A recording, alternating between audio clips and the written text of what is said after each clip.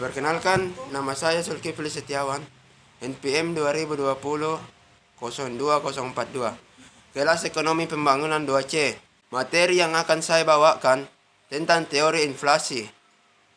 Pengertian inflasi adalah kondisi kenaikan harga barang dan jasa secara umum dan terus-menerus.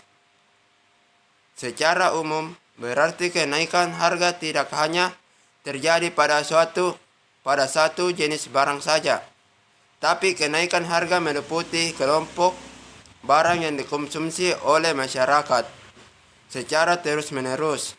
Artinya, kenaikan harga terjadi tidak sesaat saja. Dalam kenaikan harga dipengaruhi oleh akselerasi demand atau permintaan dan akselerasi supply atau penawaran. Akselerasi demand adalah jumlah barang atau jasa yang diminta atau ingin dibeli oleh perekonomian pada berbagai kemungkinan tingkat harga umum di mana pasar barang dan pasar uang dalam keseimbangan kurva AD. Kurva AD adalah kurva yang memperlihatkan hubungan berbagai tingkat harga dan pendapatan nasional di mana pasar barang dan pasar uang dalam keseimbangan. Akselerasi supply adalah jumlah barang atau jasa yang ditawarkan dalam perekonomian pada berbagai kemungkinan tingkat harga umum di mana pasar barang dan pasar uang dalam keseimbangan. Kurva AS adalah kurva yang memperlihatkan hubungan antara tingkat harga dan pendapatan nasional, di mana pasar input atau tenaga kerja dalam keseimbangan. Penyebab timbulnya inflasi yaitu 1. Inflasi akibat tarikan permintaan. 2. Inflasi akibat tarikan penawaran. Dan 3. Inflasi akibat perang. Penggolongan inflasi berdasarkan hasilnya, inflasi dapat digolongkan menjadi A. Menjadi inflasi yang berasal dalam negeri. B. Inflasi yang berasal dari luar negeri. Berdasarkan pengaruhnya terhadap harga dapat digolongkan menjadi 1. Inflasi tertutup, yaitu inflasi yang berkaitan dengan satu atau dua barang tertentu.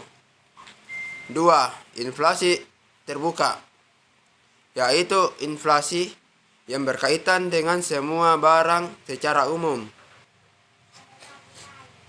Berdasarkan dampaknya yang sangat parah terhadap nilai uang yang terus merosot, disebut inflasi yang tidak terkendali.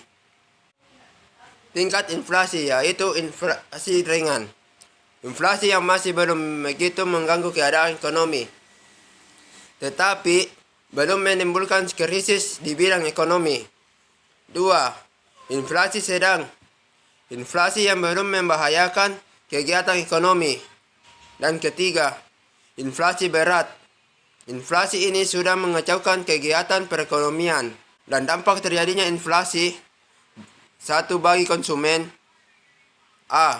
Apabila inflasi ringan akan mempunyai pengaruh positif karena orang akan bergairah untuk bekerja dan menabung. Dan B. Apabila inflasi berat mempunyai pengaruh negatif karena orang akan menjadi tidak semangat untuk bekerja dan menabung.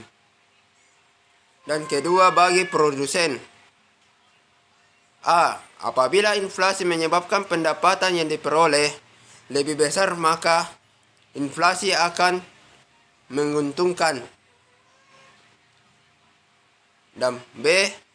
Apabila inflasi menyebabkan kenaikan biaya produksi yang besar dan akan menurunkan pendapatan, maka inflasi merugikan. Sekian dari saya. Wabillahi taufiq wal hidayah. Wassalamualaikum warahmatullahi wabarakatuh.